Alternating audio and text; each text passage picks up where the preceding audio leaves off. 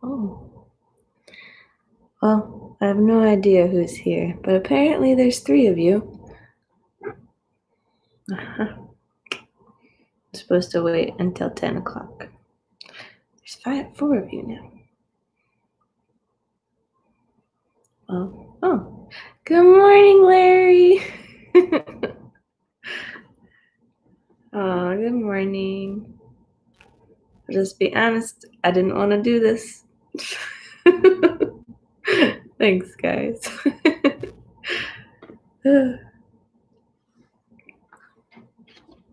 Oh, hi. Okay. Alrighty. Well, we'll go ahead and get started since it's almost 10. So I'm in Ecclesiastes recently, and that's been fun. And so specifically this morning I read Ecclesiastes 3, verse 1. It says, "To everything there is a season and a time, and to every purpose under the heaven." And then the whole chapter goes on and it lists, not the whole chapter, but the whole beginning part of the chapter lists that there's a time for mourning, there's a time for joy, there's a time for laughter, there's a time for like casting away things. And then something funny that I saw was in verse 5, and it said there's a time to embrace and a time to refrain from embracing, which I thought was pretty funny, just considering the season of COVID that we've been in, and just what that looks like. So personally, during COVID, I was reading through Proverbs Psalms and Ezekiel, and so I kept just seeing the Lord being like, "You need to watch your mouth. You need to watch what you're saying at your job. You can't just say things to be funny at someone else's expense, because that doesn't reflect the Lord." And that was like what I was getting. And of course, I didn't write down anything because I'm dumb, but that's okay. So then in Ecclesiastes chapter 1, verse 3, it says, "What profit hath a man of all his labor which he taketh under the sun?" And so I looked up under the sun, and it's mentioned 27 times. And it really doesn't have a very good connotation. It's really all kind of negative. And then I looked up all his labor, and that's only mentioned 5 times, and it's just in Ecclesiastes. And so I'll read the verse again. It says, "What profit hath a man of all his labor which he taketh under the sun?" So, of all his labor, I asked the question, where is your labor? What are you working towards? So the first mention is in chapter 1, verse 3, and then in chapter 2, verse 22. And it says, "For what hath a man of all his labor, and of the vexation of his heart, wherein he hath labored under the sun?" So, and vexation is like longing and like you're striving for. So, like, what is my heart longing for? What am I laboring towards physically? Is it something that's just here on this earth? Is it something that's spiritual? Yeah, I keep saying And then in chapter 3, it's mentioned too, it says, and also that every man should eat and drink and enjoy the good of all his labor. It is the gift of God. So just making sure that like the focus is right. At the beginning of Ecclesiastes, I think it's 2. Yeah, 2. It just specifically Solomon is saying, I did this, and then I did this, and then I rested in this, and then it was vain.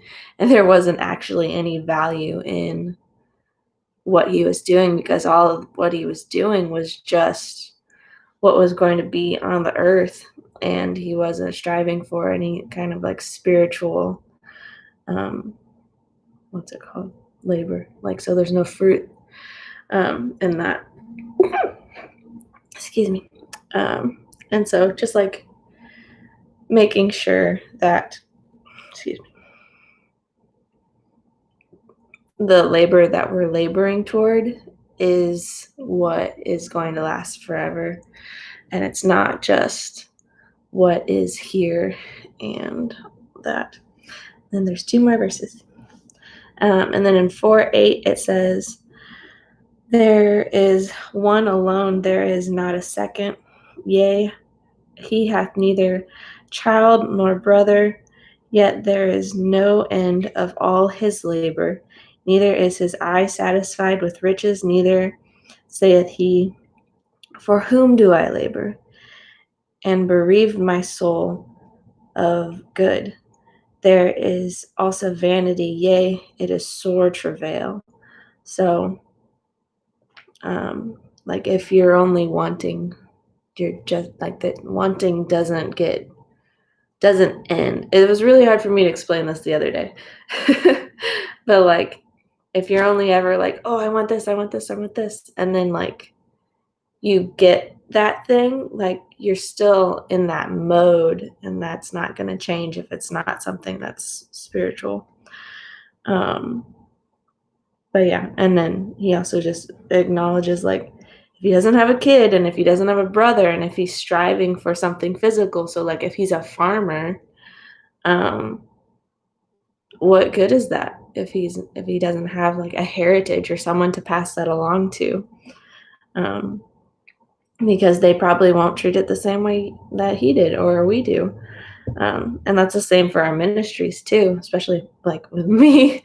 Like if I'm not striving to invest in the ladies that God's given me to invest in, then like, and I'm not training up somebody else to take over when I'm gone, or if like the Lord just like takes me in some kind of way, that's not good. That's not like, what's the point of all my labor if I'm not training somebody up to take over, or to be able to have their own flock, or like people that they're investing in.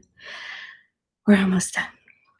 So then in chapter 5, verse 18, it says, behold, that which I have seen, it is good and comely for one to eat, and to drink, and to enjoy the good of all his labor, that he taketh under the sun all the days of his life, which God giveth him, for it is his portion.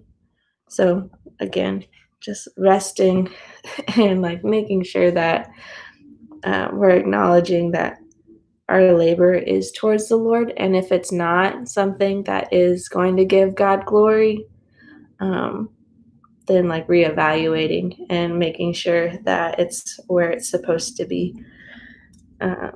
So yeah, and again, just the question I asked was, where is your labor and what are you working towards? And that's a question that I have for myself. It's not just do this. No, it's for me as well. And just making sure that my heart's right, and that my labor is towards the Lord, and that I'm focusing on what God's given. And if it is a vain thing, that either drop it or like figure out how to make it to where God gets all the glory in the situation. Oh, I'm gonna sneeze. Yeah. Okay. Love you guys. I think that's all. Have a great day.